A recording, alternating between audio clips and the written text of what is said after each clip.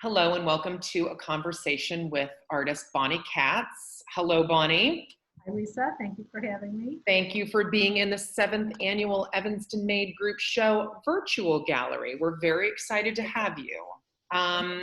We are asking every artist the same group of questions, so we're just going to go through and have a conversation about what it is, number one, you have in the show. How can people see your work? Good question. I do a line of ceramics that I usually just kind of show at the holiday time. I'm in like a number of holiday shows with that.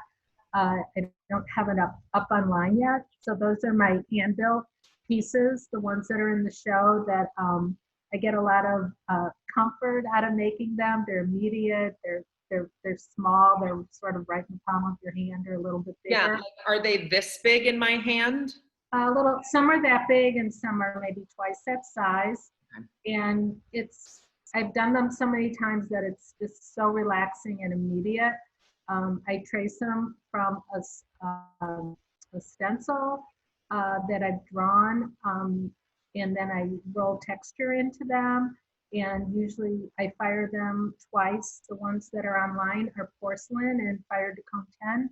And then I paint with oxides. Those are done with cobalt. They're done all different ways, but those are the most functional ones that I make. And I enjoy cooking and having people over, so we use them a lot for appetizers and when you have a cocktail party. They're very functional art, is very what functional. they are. Most functional that I do. Okay, good. Tell me what you're working on right now, in addition to what's in your studio, what projects are happening in your life? Well, I also paint. In order to do my paintings, I do collages, and I paint from the collages. And once COVID hit, my studio at the Noise Cultural Center closed for 2 months. So I had to bring a lot of things home, and I brought all my papers and just some drawing materials. And at the same time, the Evanston Art Center, where I teach, offered us immediately, do you want to create a class online? So it was a big challenge because I'm not real computer. It's not my favorite thing to do, but I did it, and I created a collage class, and it went. And I learned to Zoom, and I learned to work in a group online, and I had to make all new class projects and do the samples. So that's what I pretty much did most of COVID. Good for you. How did you do? Was it all self-taught, or did they offer you like a tutorial? We had a tutorial with the school director, and then we were offered a one-on-one practice section. Cool. And all 3.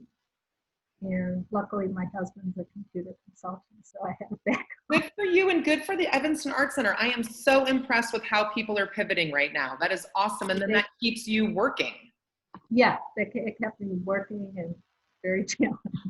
Yeah, so I haven't been doing a lot of personal work. I've been doing a lot of just samples, overlapping different papers, sketching. Now that the weather got so well and we have a patio on court, I've been sketching flowers and yeah, I was going to say, what is different about your practice in terms of what you're making since shelter in? Like, are you only doing 2D because you can't get to a kiln? Right. Yeah, I'm only doing 2D, and I'm doing things that I've done before, but had to put them into a teaching format. So you get incredibly organized and have to. The one different thing about Zoom is you have to be really organized, and you have a captive audience. Nobody's in the classes going, oh, I've heard this before, and walks away.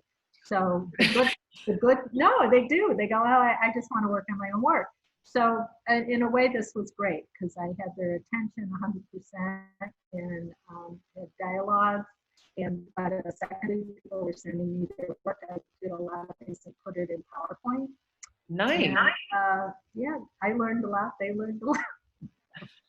Yeah. So, congratulations. And today I'm moving back in my studio. So after this, I get to take my stuff back over. Because they're opening Noise back up? Yeah, it opened up Monday. So limited hours and limited people. I don't have anyone else in this. It's congratulations. That makes me very happy. So let's go a little bit back without taking up 7,000 hours, but talk about how long have you been self-identifying as an artist? When did you become an artist? We give everybody that question. Right. Well, I think I always was an artist. I don't remember a time even as a small child not making art and I went to the Community Art Center starting probably at 5 or 6 and continued there through high school. And I think it was just assumed I'd go to art school. And I went to graduate school. And at that point, I majored in ceramics. And I did ceramic sculptures and I did outdoor installations.